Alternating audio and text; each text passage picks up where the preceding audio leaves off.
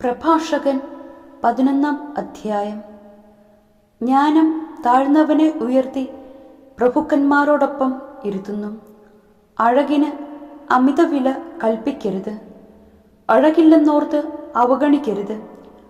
പറക്കുന്ന ജീവികളിൽ തേനീച്ച എത്ര ചെറുത്, എന്നാൽ അത് ഉൽപ്പാദിപ്പിക്കുന്ന വസ്തു മാധുര്യമുള്ളവയിൽ അതിശ്രേഷ്ഠം. വസ്ത്രമോടിയിൽ അഹങ്കരിക്കരുത്, ബഹുമാനിതനാകുമ്പോൾ ഞെളിയരുത്. എന്തെന്നാൽ കർത്താവിൻ്റെ പ്രവൃത്തികൾ വിസ്മയകരവും മനുഷ്യദൃഷ്ടിക്ക് അഗോചരവുമാണ്. കിരീടധാരികൾ തറ പറ്റുന്നു, ഒന്നുമല്ലാത്തവൻ കിരീടമണിയുന്നു. എത്രയോ മന്നന്മാർ അവമാനിതരായിട്ടുണ്ട്, എത്രയോ പ്രസിദ്ധന്മാർ കരുണയ്ക്ക് കൈക്കുമ്പിൾ നീട്ടിയിട്ടുണ്ട്.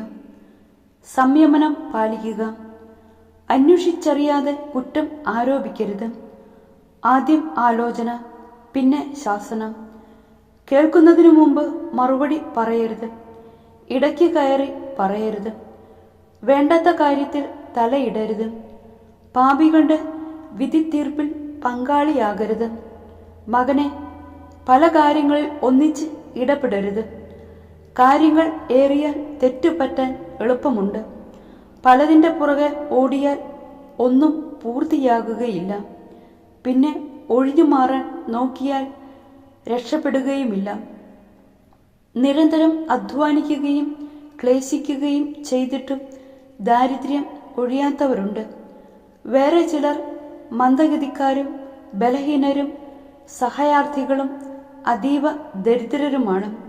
എന്നാൽ കർത്താവ് അവരെ കടാക്ഷിച്ച് ദയനീയാവസ്ഥയിൽ നിന്ന് ഉയർത്തുന്നു. അനേകരെ വിസ്മയിപ്പിക്കുമാറും അവിടുന്ന് അവർക്ക് മാന്യസ്ഥാനം നൽകുന്നു. ഭാഗ്യവും നൈർഭാഗ്യവും ജീവനും മരണവും ദാരിദ്ര്യവും ഐശ്വര്യവും കർത്താവിൽ നിന്ന് വരുന്നു. കർത്താവിൻ്റെ ദാനങ്ങൾ ദൈവഭക്തനിൽ നിന്ന് ഒഴിയുന്നില്ല. ദൈവകൃപ ശാശ്വതമായ ഐശ്വര്യം പ്രദാനം ചെയ്യും. നിരന്തരമായ പ്രയത്നം കൊണ്ടും ലോഭം കൊണ്ടും ധനികരാകുന്നവരുണ്ട്. ഇതാണ് അവരുടെ നേട്ടം. ഞാൻ വിശ്രമം കണ്ടെത്തി, എൻ്റെ സമ്പത്തിൽ ഞാൻ ആനന്ദിക്കും എന്ന് അവൻ പറയുന്നു. എല്ലാം വെടിഞ്ഞ് ലോകം വിടാൻ എത്ര നേരമുണ്ടെന്ന് അവൻ അറിയുന്നില്ല. ദൈവത്തിൽ ആശ്രയം. നിന്റെ കർത്തവ്യങ്ങൾ നിഷ്ഠയോടെ അനുഷ്ഠിക്കുക. വാർദ്ധക്യം വരെ ജോലി ചെയ്യുക. പാപിയുടെ നേട്ടങ്ങളിൽ അസൂയ വേണ്ട. കർത്താവിൽ ശരണം വെച്ച് നിന്റെ ജോലി ചെയ്യുക. ദരിദ്രനെ സമ്പന്നനാക്കാൻ കർത്താവിന് ഒരു നിമിഷം മതി. കർത്താവിൻ്റെ അനുഗ്രഹമാണ് ദൈവഭക്തന് സമ്മാനം. അത് ക്ഷണനേരം കൊണ്ട് പൂവണിയുന്നു. എനിക്കിനി എന്തു വേണം, എന്തു സന്തോഷമാണ് ഇനി കിട്ടാനുള്ളത് എന്ന് നീ പറയരുത്. എനിക്ക് വേണ്ടതെല്ലാം ഉണ്ട്, എന്ത് ആപത്തു വരാനാണ് എന്ന് പറയരുത്.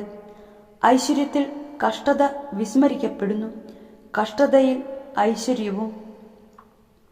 മൃത്യുദിനത്തിലും പ്രവർത്തിക്കത്ത പ്രതിഫലം നൽകാൻ കർത്താവിന് കഴിയും. ഒരു നാഴിക നേരത്തെ വേദന കഴിഞ്ഞ കാലത്തെ സുഖങ്ങൾ മുഴുവൻ മായ്ച്ചു കളയുന്നു. ജീവിതാന്തത്തിൽ മനുഷ്യന്റെ യഥാർത്ഥ സ്വഭാവം വെളിപ്പെടും. മരിക്കും മുമ്പ് ആരെയും ഭാഗ്യവാനെന്ന് വിളിക്കരുത്. മരണത്തിലൂടെയാണ് മനുഷ്യനെ അറിയുക. യഥാർത്ഥ സ്നേഹിതൻ.